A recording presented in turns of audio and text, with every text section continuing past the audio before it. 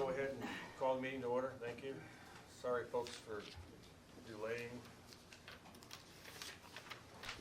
Will you please call the roll? Ted Carlson, Here. Terrence Kelly, Here. David Nesbitt, Here. Keith Silver, Here. Steve Strong, Here. Dee Ennis, Deputy Municipal Attorney is here, Linda Richardson, Administrative Hearing Officer is here, and Barbara Jones, Municipal Clerk is here. We have a quorum. Thank you. I'm sorry, Mr. Chair. I would just like to make clear for the record that this is a continuation of your meeting that was noticed for December 5th, Thank you. yesterday. You took the words out of my mouth, which you. is why I was going to move straight back into our business we were doing. And just for convenience, everybody, if we could silence our cell phones, it would make it handy. Mr. Higgins reminded me that we needed to. So, if we could move forward onto this, Dee, you had some issues on the some input on the legal issues. There's been a number of legal issues raised, truncation, inconsistency with the state statute. All of that will be addressed in other forums, the Department of Law, Assembly Council. That's not within the purview of the Ethics Board. Okay, so please don't go there. Unless you feel that really somehow affects the conflict of interest analysis, and then please tell me that. But those are being looked at in other parts of the city. There was some discussion at the beginning of this meeting because it looked like one of the members has done a draft and we were going to actually wordsmith that draft in front of in open session, and did that raise some type of deliberative concerns? And I think it does raise some deliberative concerns, but I also think it would be helpful for the board to rediscuss some of the things from yesterday, some of the questions, your major topics, so that other people can hear that, so because these are involved persons in our community. And so with the board's permission, I would sort of try to lead you back down through some of those discussion points, and there were some additional questions. We did not ever reach, there were a number of other questions we never got to. In other words, we got to this pretty short, or you got to this pretty short analysis, and pretty, I think, fairly strong opinion on parts of it. But just to track us back down from the beginning, with the board's pleasure. Is that possible? Is there any dissension or discussion? No. Okay, so the first issue was with the whole issue of substantial financial or personal interest, conflict of interest type analysis. And I believe, and I'm going to call people by their first names, Terry, that you have done that analysis, and could you just restate your, or your version of that analysis? Could you restate it at this point in view? Yeah, sure. For members of the audience, thank you for coming today. The Code of Ethics says that elected officials may not participate in any official action in which the elected official or a member of the elected official's household has a substantial financial interest. So part of this board's determination then is that given the proposal here, is there a substantial financial interest in perhaps changing the election day such that sitting members of the assembly would extend their terms of office by 6 to 10 months, depending on the proposal. The code gives 5 criteria that you can use in going through whether this is a substantial interest, financial interest or not. The first standard, whether the financial or private interest held by the elected official is a substantial part of the matter under consideration. The view that I articulated yesterday was that perhaps that it is in fact a substantial matter. Moving the election day would in fact by definition extend the terms of whether that's the intention or not, it would in fact by definition extend the terms of offices of sitting assembly persons. So it certainly is a substantial matter. It's substantially related to the matter here. The second one is whether the financial or private interest varies directly and substantially with the outcome of the official action. I suggested at yesterday's meeting that it would. If the election date is changed, then the terms of offices are extended. If the election date is not changed, the terms of the offices are not extended. So it is directly related to the decision that the Assembly is going to make here about whether to leave the election day where it is or to move the election day. The third criteria, whether the financial or private interest is immediate and known or conjectural and dependent on factors beyond the official action. So to what degree is it speculative? that if you change the election day, you would extend people's terms of office and there would be some financial interest present there. Again, I suggested at yesterday's meeting, I did not think it would be speculative. Again, by definition, if you move the election date, if you push it back by several months, you've extended people's terms by several months, and they will be paid extra for those several months. That is salary that they would not have been, available to them, not have been available to them otherwise. Standard 4, is the financial or private interest significant monetarily? Madam Clerk told us yesterday that the annual salary of an assembly person is $29,000. 6 to 10 months would be, in the range of $15,000 to $20,000 that, again, assembly person would now be eligible to receive that they would not have been eligible to receive under the current election day. To put it in perspective, the board's been working recently to try to limit gifts received by teachers to under $50. On the view that gifts larger than $50 constitute something of a conflict of interest that would lead one to question their impartiality of judgment. So something along the lines of $15,000 to $20,000 struck, at least again, I suggested at the last meeting, that was in fact significant monetarily. And then the 5th criteria, whether the financial or private interest is of a type which is generally possessed by the public or a large class of persons to which the elected official or household member belongs. Changing the election date affects only the elected officials of the municipality of Anchorage. And I suggested at the last meeting that this would not constitute a large class. It's certainly not an interest held by the public at large. And again, while we do have many elected officials in Anchorage, I don't think it would constitute a large class of people. So if you go through 1 through 5, as we did at our last meeting, I suggested that on that analysis, there is in fact a significant financial interest at stake in this decision. And then to go back to the part of the code that I began with, elected officials may not participate in any official action in which the elected official has a substantial financial interest.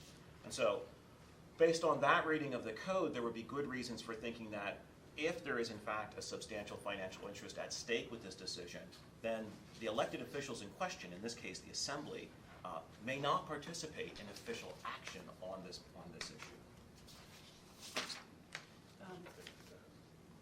Excuse me, yeah. And I think one of the things I wanted to clarify is, I think yesterday, Terry, you mentioned you were looking just at financial interest. I think there's also the personal interest, and if we go to the definitions, there's also personal interest.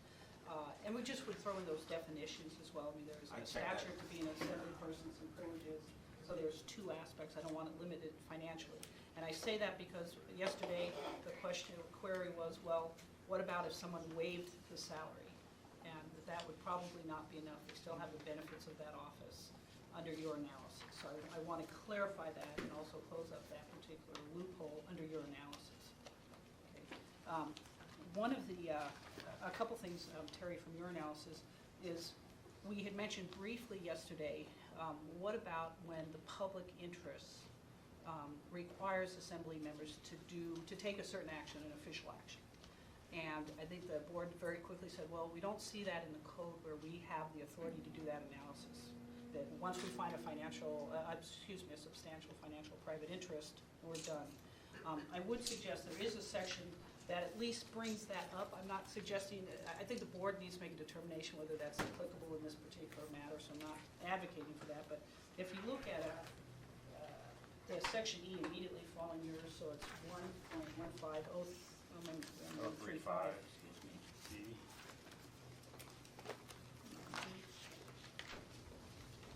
That was, I brought that up yesterday. 035E. Is that public interest in yours?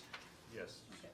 Public interest, an elected official shall place the public interest above any financial or private interest when taking official action. If an elected official's private relationships or interests prevent an elected official from placing the public interest above a financial or private interest or will diminish the public trust, the elected official shall disclose the fact and participation shall be excused.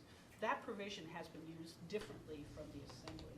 But there is case law out there in other jurisdictions that suggests occasionally you may have a duty of an assembly member to act that may outweigh that substantial or financial interest. So there is sort of a public duty that that assemblyman, a assembly person, needs to act. I'm not suggesting that that's this particular situation. There's been other situations before the assembly where the assembly person's duty has outweighed sort of a perceived conflict, and I don't want to dredge up other things, but in this case, I don't know if I just want the board to be aware of that. There may be overriding official duty interests, but you may not find any here. One of the board members suggested, well, geez, if we just move this whole issue, the effective date of such an ordinance out 3 years, wouldn't that manage this potential conflict of interest without getting into any kind of duty analysis, which, by the way, nobody else has proposed at this point.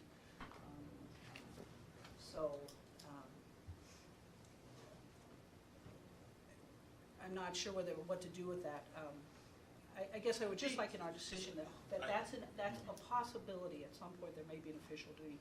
And I guess I look at when the assembly had to review that election that had difficulties, and that people who were directly involved in that election were still able to participate in that review of that election process because their review of the election process was part of their duties as an assembly person, and they weren't conflicted out. And so that there may be an occasion, so this decision can have sort of far-reaching effects. We can narrow it to this particular set of facts, but it could be used as that there may be the case when some official duties override that private and substantial interest that the board is finding at this point in time. Yes, Dr. Kelly. So I guess just to address the public interest, and I'm aware of this doctrine of duty, I have to admit, I don't see it in E, though. Just for my, to take out, to throw out my reading of E, it says the elected official shall place the public interest above any financial or private interest, and that if you look at the second, you have a hypothetical claim. If their interests are such that they are prevented from placing the public interest above their own, or that what they're going to do is going to diminish the public trust, then they may be excused from the action. So if your private interest prevents you from putting the public interest first, then you may be excused from the private action. I don't see how from that claim you then can arrive from, and if you have a duty to the public interest, therefore any financial interest can be, any conflict about financial interest can be set aside. I don't see how saying if you can't put the public interest first, then you should be excused, how you get from that to saying if you have a duty, then you can set all conflicts of interest aside. They strike me as two completely different claims. I understand there's a kind of doctrine now, there's a common law and in some places official law doctrine about this kind of stuff. But I personally, I don't see it in E. Well, to respond, Dr. Kelly, it all depends on how we read an elected official shall place the public interest above any financial. You're looking at the word above. Mm-hmm. Does that mean that it takes precedence over any financial? And therefore, is it, if what we're doing here is in the public interest to whatever particular the code is, because we're not just talking about just this particular issue, because obviously keeping in mind we're setting precedent. If what they're doing is in the public interest, is that more important than any potential financial interest that they could potentially have?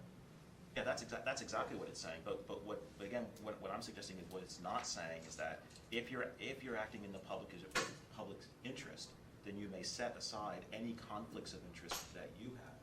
Section E forbids any elected official from acting on the matter officially when they have a substantial financial interest. Notice E now is not talking about substantial interest, it's now talking about any interest. So notice E is in part cautioning elected officials, even if you don't have a substantial financial interest, it is still the case that you should put the public's interest first. First Linda and then Barbara. If I understand the argument behind E, I don't think you can use E to say if you have the highest public interest at heart and you happen to glean a substantial private pecuniary interest along with it, that that high public interest absolves you from being able to collect up on the money. Otherwise, you could use laudable public goals to make a whole lot of money. And I don't think that's the intent. Barbara? I think I agree with what everybody said. What I would like to point out where I'm gonna suggest that I think, Dee has touched on was she talked about managing the conflict. And I think that may be the other issue where, which is what maybe that the direction is. There may be a conflict, but I don't think a conflict is the absolute. And you talked about this yesterday, all of you did. You proposed dates, you proposed options, you know, the advice portion of your opinion. And that was the managing the conflict. So I'm just jumping into, I don't know if that's what you were gonna say or not, but that's what partially what I understood in your reference to this section. Okay, Ted? Yeah, as far as that goes, that, I feel, was put in there in situations where, I'll give you an example. Say the 64, when we had the 64 earthquake here. Okay, then the assembly needed to extend their working hours and time working, so they extended so that they would get paid for it, you know, rather than this. Okay, that is an emergency. It's in the best interest of the public for them to vote on that. But in this situation that we're doing today, basically, and correct me if I'm wrong, it's to increase the voter turnout. Okay, I don't think that constitutes any type of emergency or anything else as far as that goes. So you know, you got to look into that. If it is an emergency or something, like I'm sure they did that during the when we had the earthquake here, because I know I, for one, who worked for the government, was increased in you know, a lot of overtime, this sort of thing, because of the number of hours that had to be put in. Okay, that's where this would come into play, not to increase voter turnout. Thank you, Ted. Dee? And Ted, thank you for that, and I absolutely agree with you. What I'm concerned about is that the ethics board, in attempting to respond in a timely fashion, doesn't make a blanket, broad sword type of opinion, because there are some exceptions. Another one coming up is redistricting, where assembly people have interest in that, but they still participate in that process. So I just would suggest that the ethics board limit their facts to this situation versus any broad pronouncements on the public versus private duty issue. Thank you. Yeah. Yes. Ted and then Terry? Okay. One other thing I want to bring up. You know, we went through this once before, and they sat down, and so we do have a little bit of case law that we could look at here as to how it was handled before, because it was not. I didn't hear any problems with it when it happened before, what I can remember. And so, you know, we need to look at how they did it the first time, because it went through. And I don't know if we have that in our packet or not. This is the one you're talking about? Avoid using names? Yeah, when they changed it to go from November to. Oh, no, that's way back Yeah. when. From November to April. Yeah, that was, May, actually, to start out with. So, you know, we need to look at that, but there was no, I mean, that was voted on, and it was decided who could sponsor it and all of that, so, you know, so we need to look at that.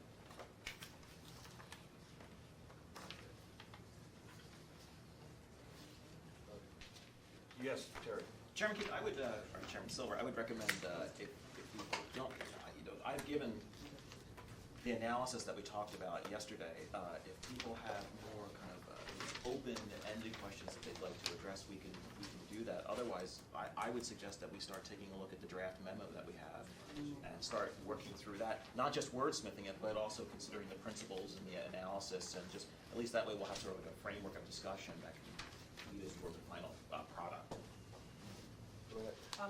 And along those lines, Dr. Kelly, I would like a clarification, I mean, from the board, where you're going. It's clear, I think it's pretty clear the board thinks it's a substantial conflict of interest to sponsor this legislation if it extends your term. But I think the board is going past that you're also saying it's a substantial conflict to participate, to vote for anyone whose term will be extended. So I want to make sure the board is making that kind of a jump. So one is this particular legislation that's being proposed by someone whose term would be extended. Now two is, well, then can other people of the assembly sponsor this legislation? What about voting? My understanding, this affects 6 seats, one of which is the proposer, and then 5 other assembly persons. Would they, to you, under your analysis, have that same conflict? As the ordinance is now written, again, we've had suggestions that if the assembly did what was done in the past, which is it's changed the effective date into the future, this conflict may not exist. David.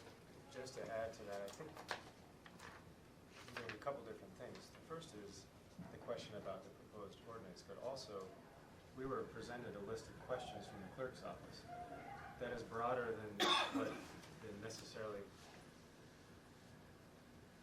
I mean, that encompasses a lot of things, and so in order to address that, we need to go through each one of the questions separately, I imagine, that was presented to us, because that's what's before the board. That would be my suggestion too.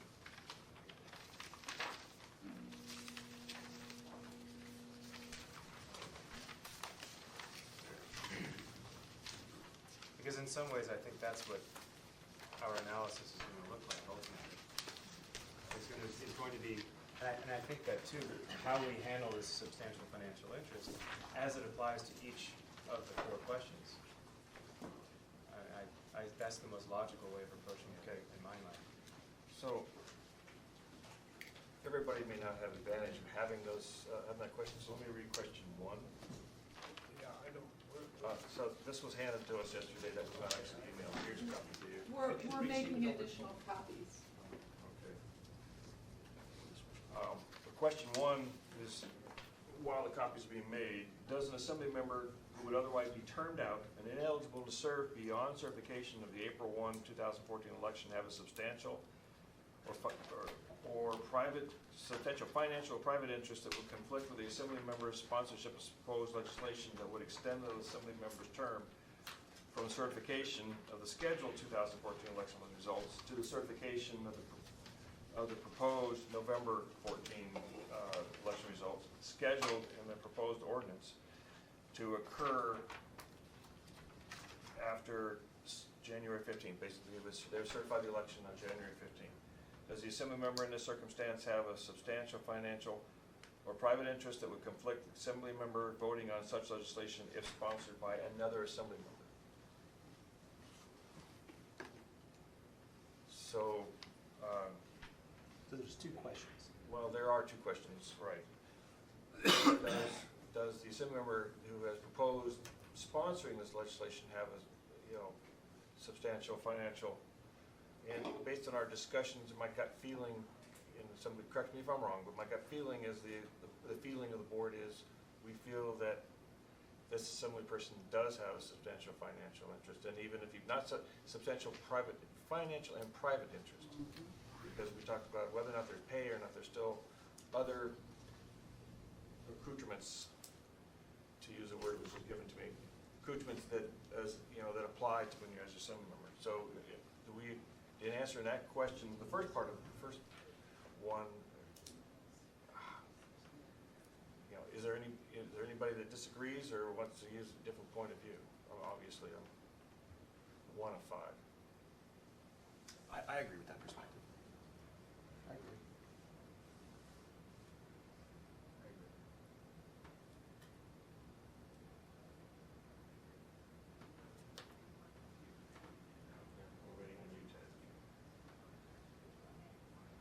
this,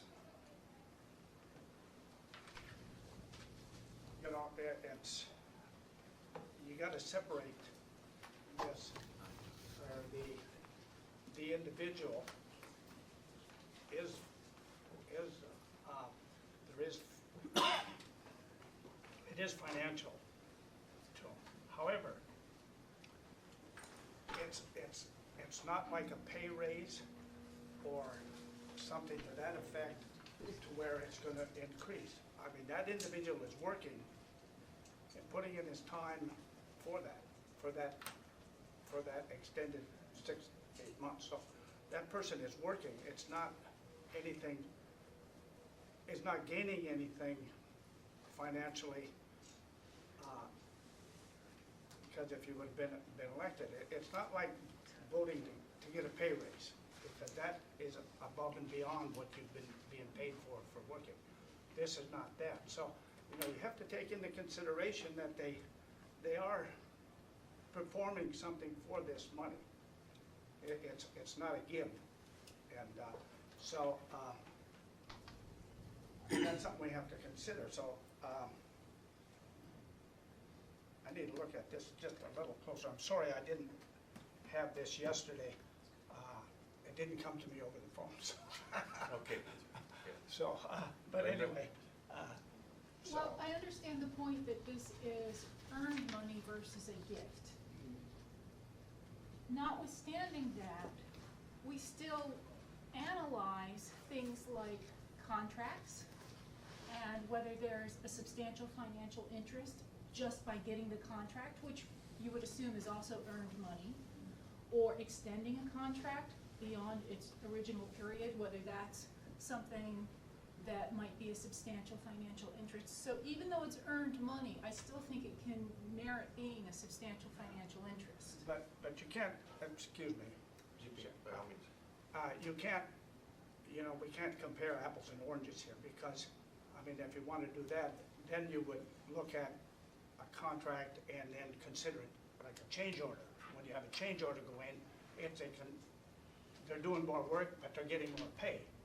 So it would be more comparable to a change order in a contract rather than a contract. You know, so, and they do that all the time. To their own benefit?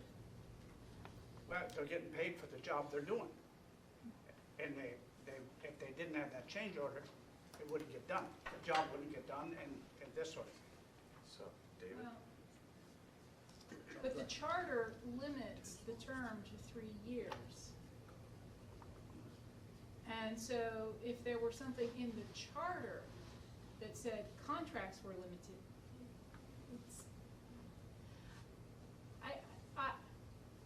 I think despite the fact that the money's earned, there's no exception to substantial financial interests that says, well, if you earn the money, then it's no longer substantial. What do you think, David?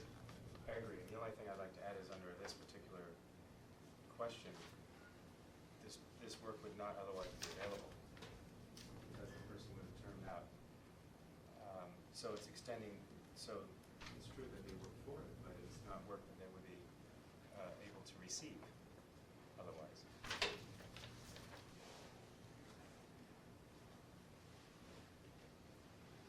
So, in the second part to part 1, does the assembly member in the circumstance have,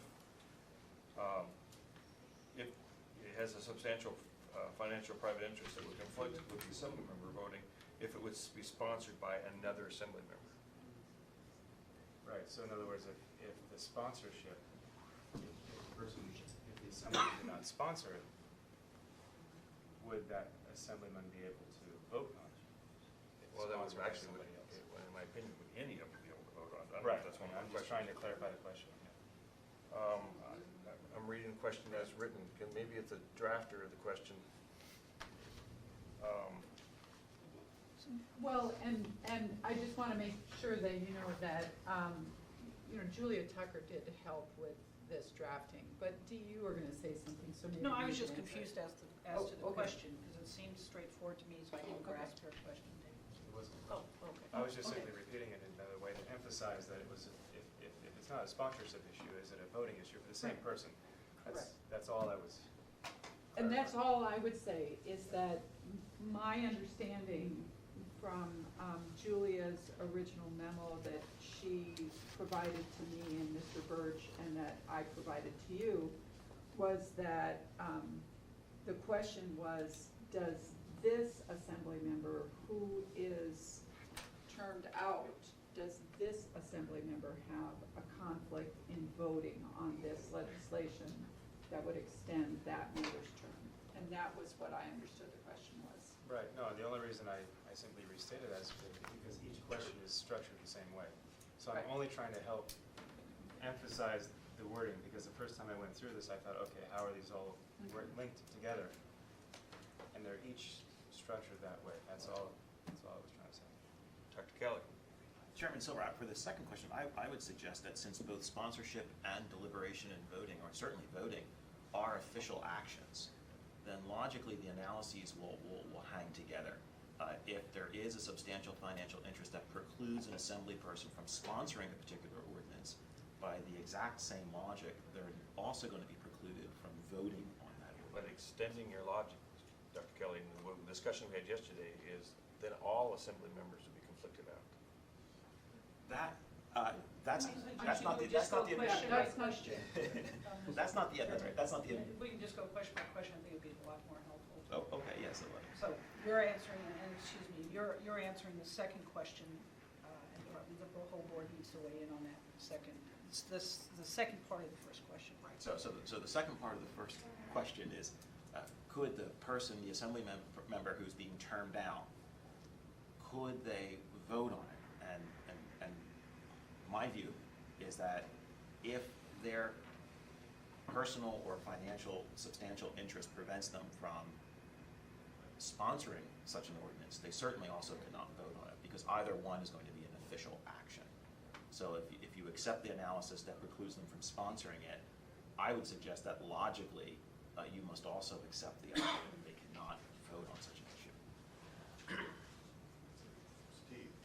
Well, I think too, though, that at least from what I've seen in past reviews of similar activities, this board has weighed in on the sponsorship issue, but the conflict of interest issue normally resides with the body that's voting. So in this case, it would be the assembly. I mean, we can give advice on whether or not we feel there's a conflict of interest, but I don't think that we should go any further than that. They have their own method, just like any other board, in the municipality has. We have our, we do that periodically where someone will say we have a conflict of interest, and then the rest of the board decides whether or not that is substantial or not. And I believe that the assembly does the same thing. So we could give an opinion or an advice on it, but I think historically we've only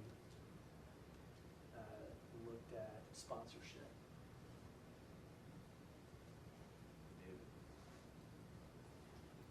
I agree that the logic follows, and I agree also that this is an advisory opinion that's been requested of the board to issue an opinion, and I don't see any reason why we wouldn't be able to answer the question.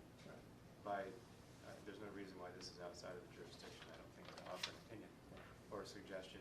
And then unsolicited advice is also something that we've done, and so I don't see any problem doing that either. Do you have any input, more input, Ted? No, not at this time. But we didn't answer the question. Well, we didn't, we didn't. I tend to agree with you on this particular thing, that we have in the past. The sponsorship was one thing, but with respect to the voting, we had tended to ask the assembly person to disclose their conflict to the assembly, and then the assembly as a body votes, just like any of the other groups. I meant, just like I did yesterday, like Steve, you do, with your wife as a teacher. So, what do you suggest we take a vote? Well, And move on? Yes, Linda? Addressing the jurisdiction jurisdiction, the past practices of this board, etc.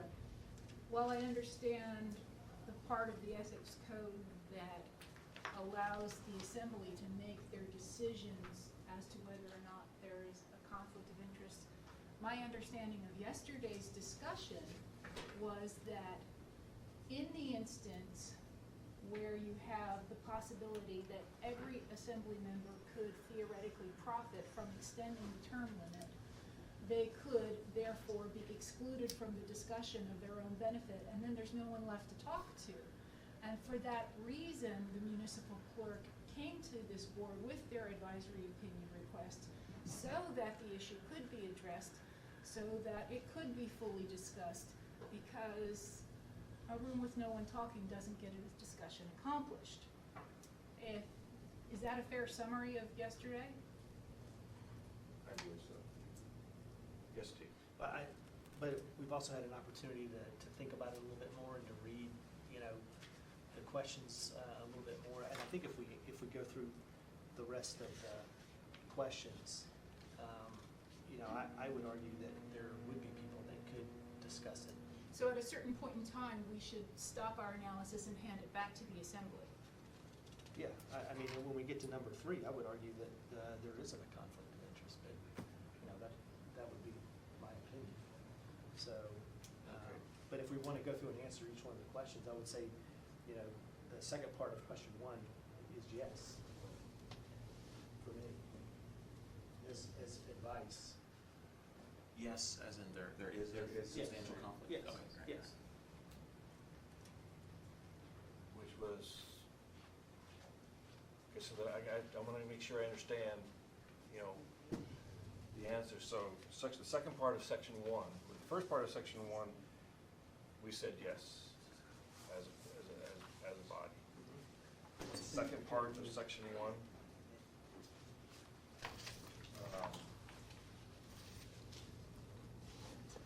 we would suggest that this assembly, the board is saying this person should not be able to vote on the ordinance if it's passed by or if it's sponsored by another assembly member.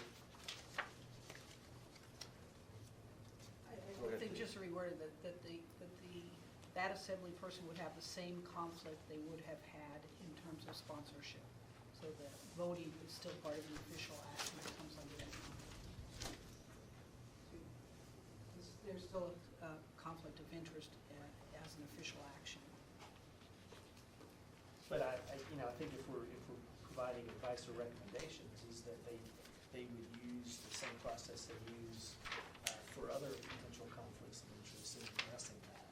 So to use my term yesterday, we would punt question 2, or of 1, to the assembly, to let the assembly decide that particular issue. Well, I think there's a process in place to do that, so why would we change that process?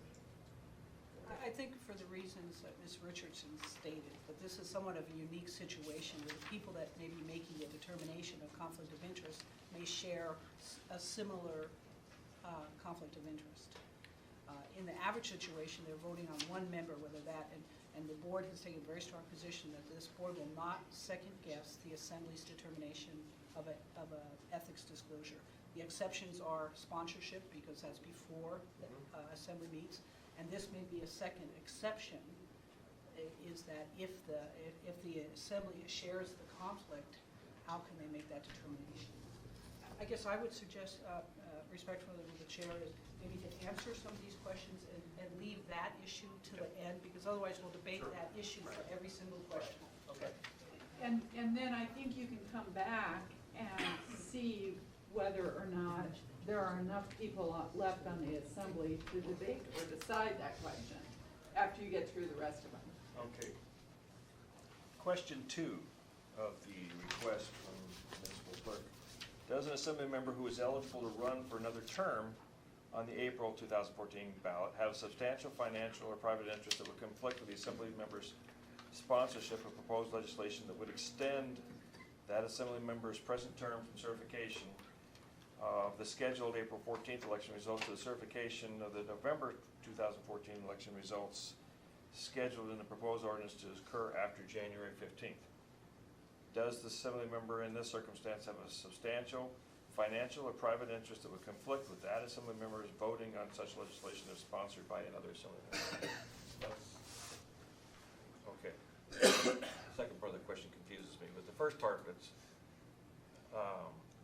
you have, It's the same structure as the first, it's sponsorship and then voting. And in this case, it's assuming that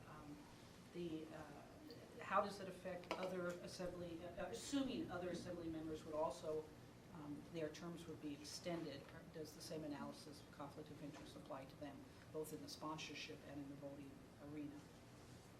yes, Dr. Chairman Keller. Simmer, I would say, at the beginning of this meeting, I laid out what I saw as the conflict of interest analysis.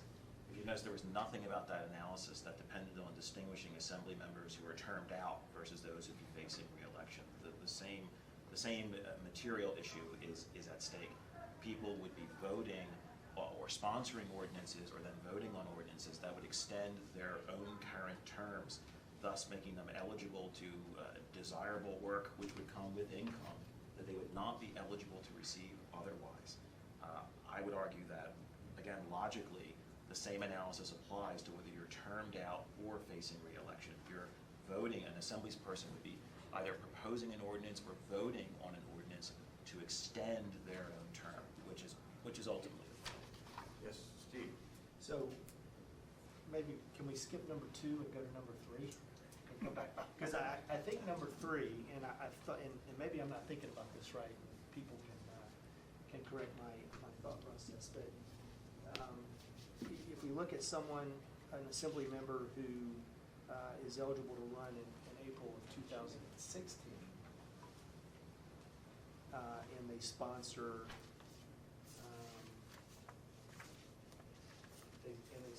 the proposal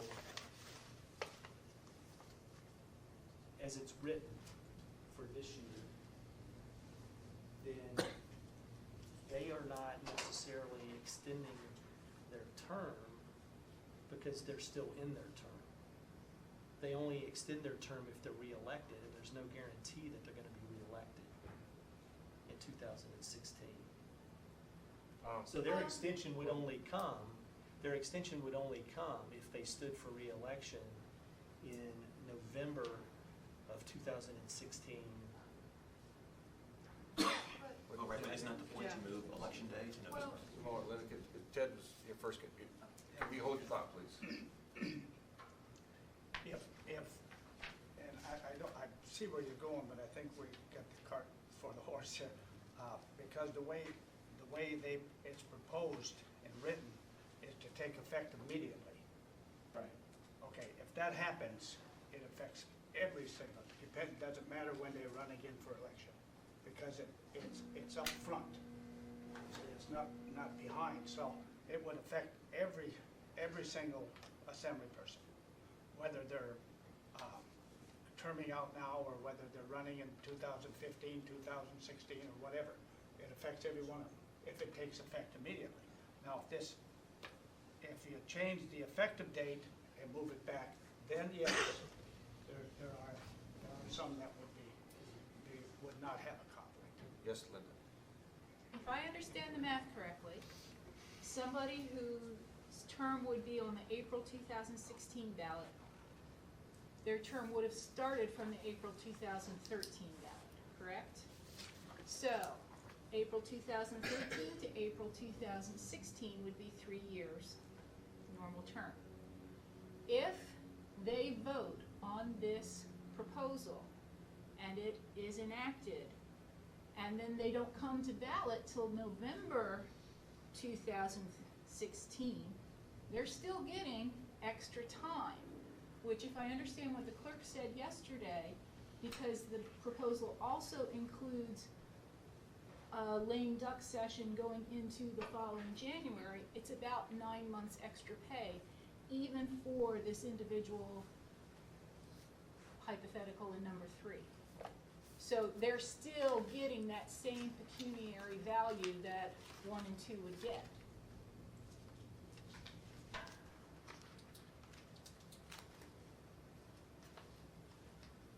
Do you have any input, Dave?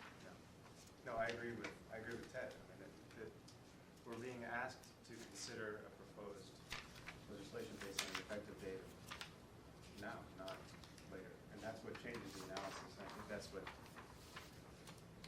clarifies what you were talking about.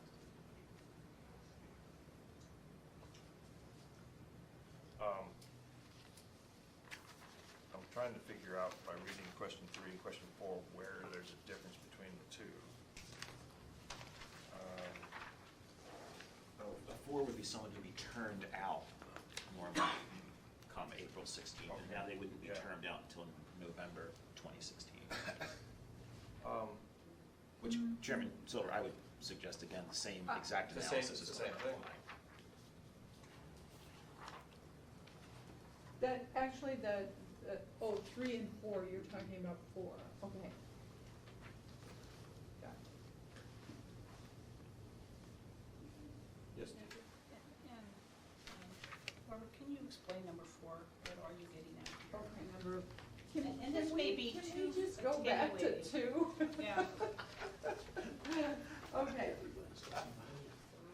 Right.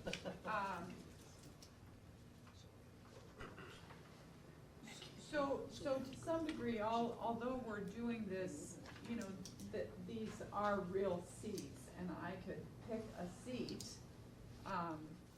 does an assembly member who is not eligible to run for another term on the 2016 ballot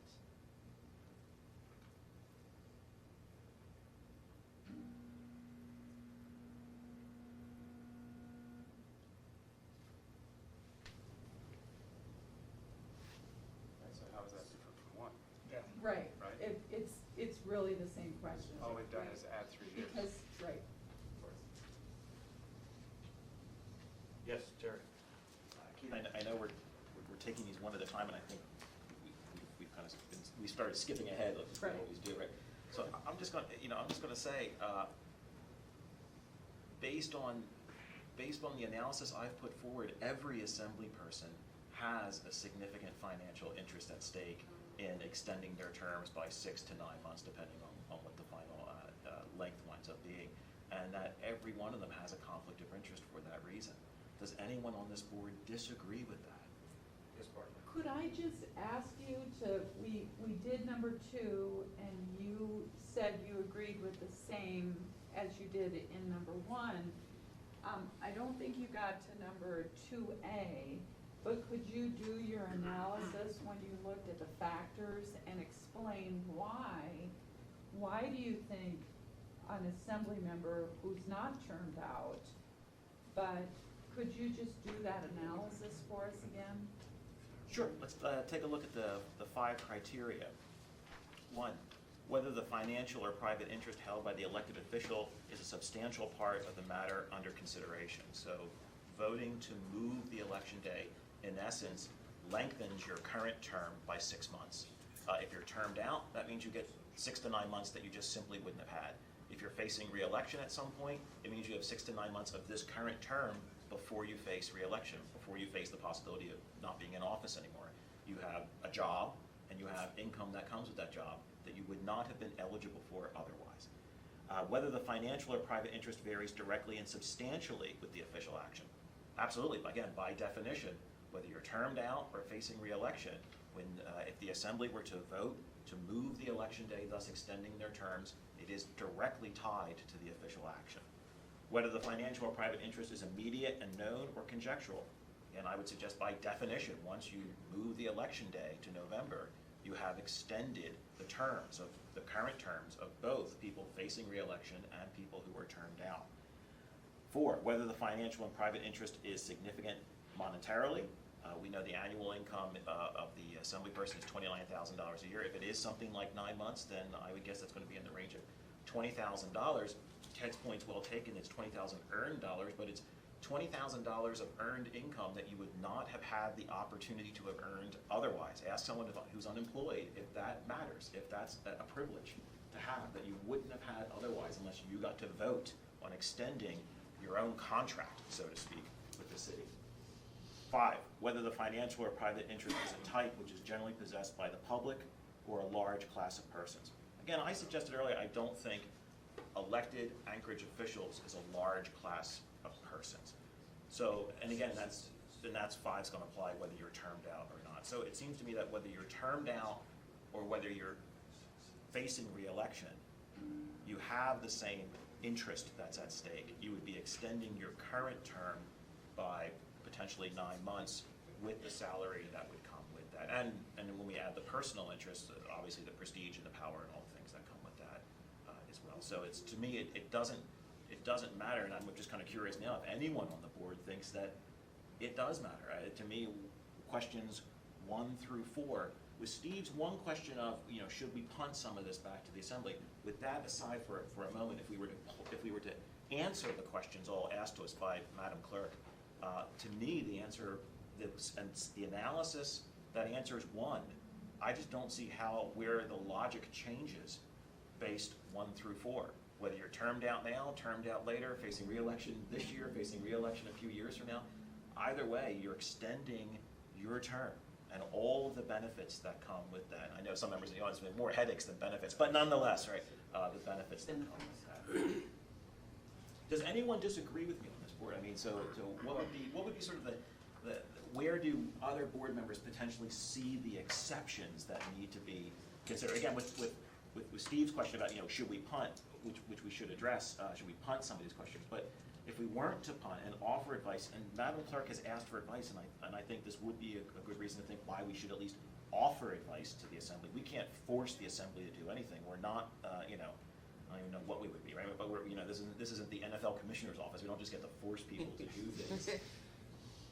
That question aside, to me, all the questions 1 through 4 hang together precisely by the same analysis. Does anyone on this board disagree with that? You have input here? I was going to ask Ted, because I know Ted's still contemplating this issue, and I'm curious to know if you had a chance to think about it some more and have more comment. I'm curious to know what you have to say. It's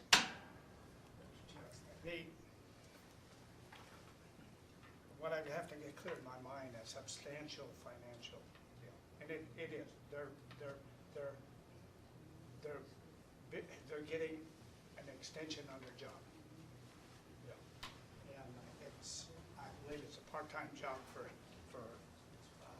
not all of them, most of them, a part-time job. So, and it is if you consider, if you use the figure 29,000, that's a substantial.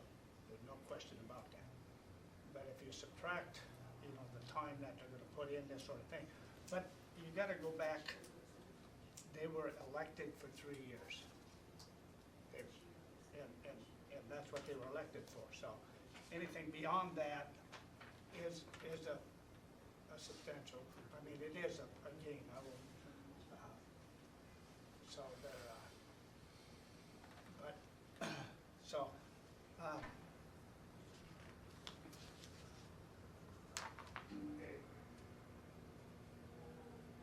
It is substantial. There's no question about that. But it's not. No. I mean, they're extending their contract. So, as like Terry said, and I have to agree with that. That's what they're doing, is extending their contract.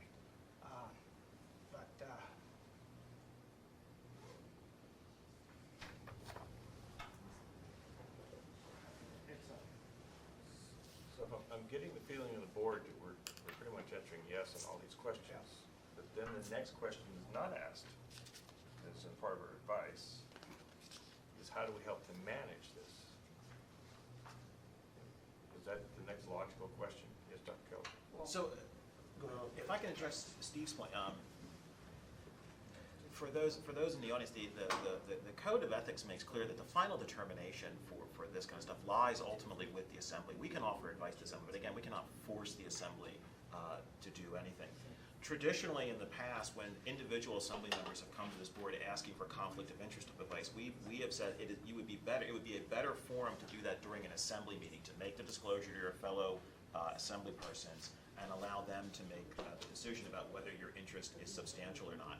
Sponsorship of an ordinance was a little bit of a paradox in the sense that many times the discussions of an ordinance won't occur amongst Assembly persons until someone has sponsored the ordinance, right? And so there could be a paradox in which an Assembly person would be exposed potentially to having already violated the ethics code by taking an official action on an ordinance in which they have a significant financial interest at stake. So we have been offering advice on sponsorship. Should we offer advice in terms of voting? Let's at least articulate the reasons why I think this is a special case. The request for advisory opinion is not from an individual assembly person, it's from the clerk's office. It's from the clerk's office in part because there is a concern that multiple members of the assembly, not just one member of the assembly, faces a unique conflict of interest. It's relatively unique to this kind of situation because of the kind of ordinance that's being entertained. Given the analysis that we've been working through, I think that in fact perhaps every assembly person has a conflict of interest when it comes to this particular issue. So I do think advice in this particular case is warranted. I do think there's at least good reasons for thinking, while we have said, and this is the language that we've used in some of our previous letters, that it is generally better to allow the assembly to make this determination without our advice. I do think this is a particular case where that's not true because of just how widespread and systemic the conflicts of interest would be. I was going to say, I think the board's power is a little bit broader than simply advisory, that the board can find a violation of the ethics code. That finding, however, would go ultimately to the assembly, but I think that has great weight. So I think you're by simply saying, well, we're advisory anyway, I wouldn't punt the issue on that basis. I would go more to an analysis such as Dr. Kelly suggests. Yeah, and I forget now, is there any other person other than an assembly member that can put forth a code? I could ask, or the mayor can introduce Yeah, legislation. but this affects the mayor too, so. Yeah, but the mayor, excuse me, the mayor cannot do it by himself. It still takes 2 more assembly members. It takes 3 to introduce. Yeah. The So, mayor and 2 but- assembly But members. if the assembly people are out, so is the mayor out, because that extends his contract too. So, but other than, can someone other that is not affected by this, can they introduce an ordinance? No. All ordinances are introduced either by an assembly member or the mayor or through the chair of the assembly. What do you mean by through the chair? Can you write up the one and give it to the chair and say, I want this put forth? But it would be put forth through the, I I'm sorry. I excuse could, me. but you're exactly It right. would be put forth through the chair. It has to be through a member of the assembly, is that right? Correct. Right. And But Assemblyman Trainee's position that it takes two It code takes the sponsors. sponsor and 2 individuals. It takes 3 to introduce an ordinance. well, and Mr. Trainee, I would never deign to quibble with you. However, Tell me how, Barbara. however, what the rule is it takes 1 member or the mayor to introduce, but 3 to set for public hearing. So if you don't have the public hearing, it's You don't the have same. anything. Right. Again, it takes 3. Yes. But we're still left with the voting issue. It Right. doesn't matter how it gets there, we still have to have someone to Right. vote on it. Well, Yeah, and but- it's true, and but, then you there's the know, mayor. But the thing is, That's right, That's the same. that's right. with what Terry said, I mean, if we say that nobody can introduce it, then whether or not they vote or not, it's mute. So, which is why I'm suggesting if we come up with a way to advise on how to manage this. Mr. Burke? No, I didn't see you over there. Just a point of clarification on when you talk about substantial financial interest, I think that's been kicked around quite a bit. How does the board distinguish substantial financial interest? Because we routinely have disclosures that happen at the assembly where an assembly member will be asked if they can properly vote on, say, a school district budget if their employee garnishes a significant amount of income for their household from that school district budget. Or conversely, a city budget if a spouse happens to work for the Anchorage Fire Department. And so the Assembly routinely considers votes on substantial financial interests routinely at our meetings, sometimes at every meeting. So I guess I'm trying to understand the difference between, when you talk substantial financial interest, how is that different? Well, if I could kind of- Yes. So what you're doing in those deliberations, I hope, is going through these 5 criteria, right? Is the interest directly related to the official action? Is the interest significant monetarily? Is it an interest that the public at large has, or is it unique to this individual? And then hopefully what the Assembly is doing is making decisions about whether someone should be precluded from voting and participating in that discussion or not. What is different potentially different about this case is that All 11 members. we have every member of the Assembly. I mean, in some sense, this particular ordinance strikes so much at the heart of the nature of the Assembly itself as a body, as a compensated body. It strikes so much at the very nature of the Assembly itself that every Assembly person faces that conflict. And so it's an unusual case, and that may well be unprecedented for the Assembly to have such a situation. But I would say that strikes me as the difference in this case. Linda? I would posit that possibly also the difference is in factor 1. When you look at whether the financial or private interest held by the elected official or household member is a substantial part of the matter under consideration. When you are looking, for example, at a school board budget, you are looking at, I don't know, how many teachers are in the Anchorage School District? 3,000 teachers. And you have an Assembly member who stands up and says, my spouse is a teacher, and we will get her salary or his salary due to this budget. So they are one of the 3,000. So you've already taken a salary interest and divided it by 3,000 as part of the degree of substantiality. So likewise with somebody who, say they work for AWWU, and their spouse is an Assembly member or something like that. They're just one cog in a great big piece of machinery. So that limits the degree of factor 1 for that matter under consideration. At least that's the argument I would make. If the net effect is, by moving it to November, that you engage, instead of 20% of the voting public, 50%, and so you bring an additional 25,000 people to the voters, to the voting polls, is that significant? I think it's significant. So I mean, I think to your point, I think you're right. I think that you have to look at the impact of the action, and this is all focused on compensation, which is it's not a windfall. It's basically paid for, as Mr. Carlson has pointed out. Yeah, I just got a comment to make, and I'll wait, if I may, Mr. Chairman. Yes, thank you. Let me go back to separating the two, them voting on the ordinance and introducing the ordinance. Where does it say that you can't introduce an ordinance, or what the ramifications are and this sort of thing for an ordinance? I mean, they have to vote on the ordinance. They all have. So I don't follow where someone can't introduce the ordinance.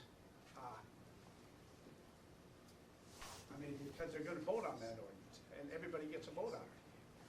So then the Assembly can decide, well, no, you can't vote because you got a conflict, or you can't vote because you got a conflict. But I don't know where it says that you can't introduce an ordinance.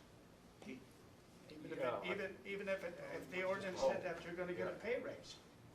I fail to see the connection there. Now, maybe I'm missing something. I don't know. Well, we actually did address that one in the previous advisory opinion. Okay. But we've got Steve. Well, you I'll show asked you about here. maybe recommendations for managing Here's the previous advisory. managing the conflict, and there is precedence for doing it from 1988. But it was written in a different way, and it wasn't an immediate nature to it. So it played out over 3 years, I believe. It was also under a different, just pardon me the comment, but it was under a different ordinance that we're working under too. Right, but all I'm saying is you asked for some recommendations to help manage the conflict. One of my recommendations would be that the effective date of the proposal is pushed into the future far enough so that people are not conflicted out. That would, Thank you, Mr. Chairman. I just got to make a kind of fun statement. I was staff for the assembly, and I typed this original one from 19. See my initials on it? Anyway. I don't see any typos. Anyway. She came with a typewriter. Thank you, Mr. Chairman. And by no means to contradict our clerk in terms of the salary, but I keep good track of my finances, and my income is a little more than $34,000 a year, taking into consideration the $250 stipend we get for medical, and I'm taxed on that amount, so that's And you're my still income. retired. And I just wanted to mention that, and like I said, by no means to contradict our clerk, by no means, but anyway, and then we also get, if you don't opt out like I did, because I'm in tier 1, whatever, but if you don't opt out, you also get PERS, you know, and there are benefits, so when you calculate all the benefits, it's substantial. Thank you, Mr. Chairman. yes, Dr. Kelly. I would suggest in terms of managing the conflict, in terms of the, aside from Steve's suggestion, which I think is the obvious suggestion, the way you avoid this conflict is just by having the ordinance take effect at a point where no person is voting on extending their current term. So just figure out how far you have to go out. It's probably not more than 8 years. Well, no, it's got before someone faces re-election, right? So it can't be more than 3 years, right? And so just figure out then, and then have it take place then. That's I would say, the straightforward way out. In terms of managing the conflict, Chairman Zuber, I would suggest the conflict has already been managed. I would suggest that the conflict is so deep with the Assembly on this issue that even for the Assembly to deliberate who has a conflict on this issue and to decide which members can participate and which members could not, each Assembly person themselves, before they even began doing that deliberation, would have to disclose that each one of them is conflicted in the exact same way. And they would have to leave it to get someone else to decide if their conflict precludes them from ethically engaging in this kind of official action. On the Assembly, there is no one else to ask because they're all conflicted. How do you manage that conflict? The way you manage it as provided by city law is to ask an advisory opinion from the Board of Ethics. And we have managed that conflict in that you have people who don't have a skin in this particular game. And we've told them, the answer is, you can't do it. You can't introduce ethically, and you can't deliberate and vote on this ordinance in a way that's consistent with the city's ethics code. And that's from the perspective of a board whose terms are not being extended. It's from the perspective of a group of volunteers who do not have a financial interest in this particular ordinance. Steve, then Linda, So and then Pat. maybe if I was more specific, if the implementation date was moved to November of 2015, I'm not sure how many seats are up for election in April of next year. 0. 3. But no, 6 April years. 14. 6. 6. Oh, 6. Oh, So if you move sorry. if you move the I'm already implementation working date to on that. November of 2015, I would argue that there's 6 people that are not, don't have a conflict because it's past their current term. Or I run in 16 again. So Right. You might want to push it to 17 or 18. there would be enough at that point, depending on who they are. I don't even know who they are. But there would be 6 people that would not have a conflict, in my view. But This was the last time. it occurs after the end of their current term, and there's no guarantee they would be reelected, Or that they would, or that they would even vote. stand. Yeah. So, but it gives a majority of the assembly an opportunity to at least engage on the issue, and then decide whether the other 5 have a conflict or not. Linda.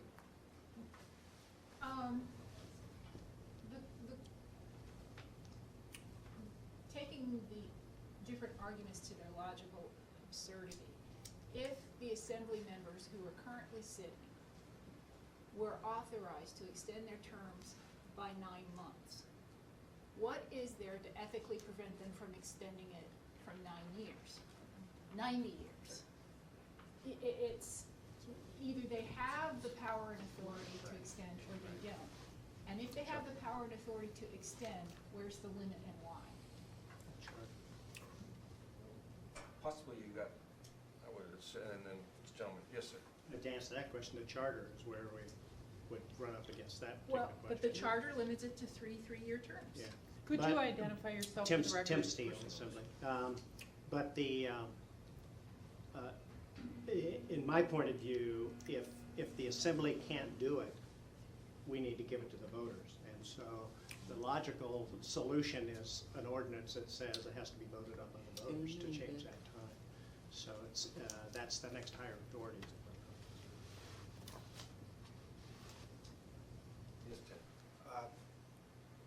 Using that analogy, Coming out and fucking roll.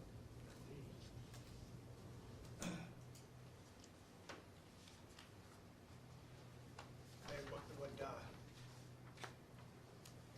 you know, and it's my understanding that it's one of the charter members, charter elements here. And so,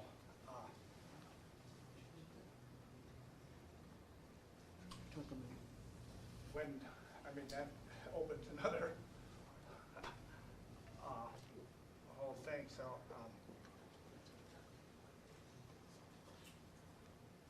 we don't have, I mean, that's opening another situation we don't have time for today. Go ahead.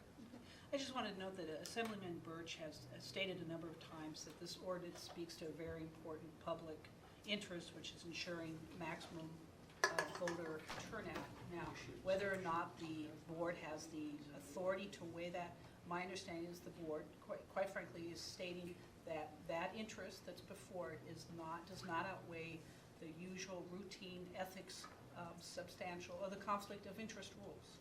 That's implicit in this decision, because that's going to come up again. So I'd ask the board to address that issue directly. Yes.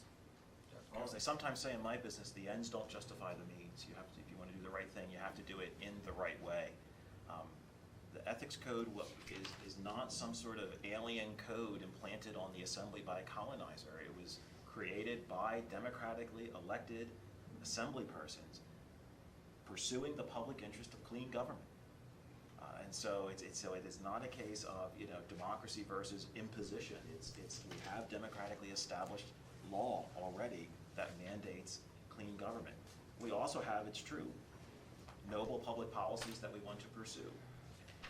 But the ethics code makes clear that officials cannot pursue those goals, however noble they might be, in ways that are unethical, in ways in which they have conflicts of interest, for instance. The ethics code is clear, and maybe the language should be revised to allow more flexibility, but the ethics code makes clear that no elected officials may not participate in any official action in which they have a substantial financial interest. So I would say the code is quite clear, and as many of these codes are often written, it's written in the ends don't justify the means kind of way. It creates clear, bright red lines in terms of what is ethical behavior and what is not ethical behavior amongst elected officials. And so while the goal is noble, it does not mean any method of achieving that goal would also be noble. And the ethics code lays out the proper, or at least the limits of the ways in which noble public goals can be achieved. And again, my view, and it sounds to me like this is the view of the board, that the ethics code says this particular way of trying to increase public participation in voting by allowing assembly members to vote on extending their own terms for this year is just not consistent with what the code allows the assembly to do. The very code created by the assembly limits the assembly in terms of what it can do ethically. In the interest of time, it's now 12:30, and okay, we've got about 30 minutes before Steve has to leave. Next steps would be, yes. Can I make a recommendation? I mean, do we want to start working through that draft then of the advisory opinion, since it by and large, as far as I can tell, states what we've all agreed to so far, unless people were convinced by my view that we should offer advice about the voting issues as well. But we could just start working through the draft of the advisory opinion and try to work towards producing a product for Madam Clerk in terms of the advice here. And I certainly agree that that's where the board has come, and I would suggest that working through drafts might not be part of the public process, that would be deliberative. And a motion to move into deliberative session. You know, another recommendation as far as the dates goes, the effective date was November of 2017. No assembly can be out of conflict. So, because it's all past the point of re-election, so they would be extending any of their current terms. And you can't assume that they would either run for re-election or be re-elected. I think you're right there. But I think 2016, nobody would have a conflict. The 5 people would. No. Yeah. How? The five that are stand for re-election in April of 2016 would have a conflict, because they would extend to November, that's their year of Yeah, election. but they, 3 years from this, so, but you're having the election. No, I think the 5 in April of 2016 would have a conflict. The 5 of them, well, not 5, Well, actually, depending on. the numbers we can argue, but Bart got the numbers. Five. Right. Yeah. The So stand it in would 16, be essentially the expiring people 16. who got elected in Right. April of 14, if it was effective in April of 16 or that election, they would be extending their Right. terms. So those 5, under that analysis, I would agree with Steve, still would have a conflict. Right, yeah, but if, Pardon? 5 would, 6 would not. Right, because the one member had termed out.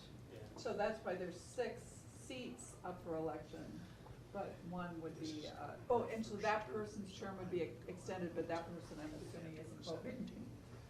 Well, But but November of, an effective date of November 2017, the current assembly members have no conflict.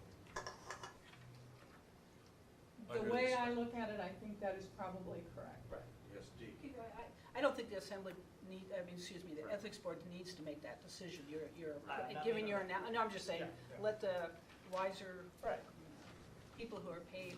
We were asked for advice, and Yeah, I'm that- throwing out that- some that- advice. I think you can put within your opinion that Right. some date in the future which ends these particular conflicts would be appropriate, without us debating that now. Yep.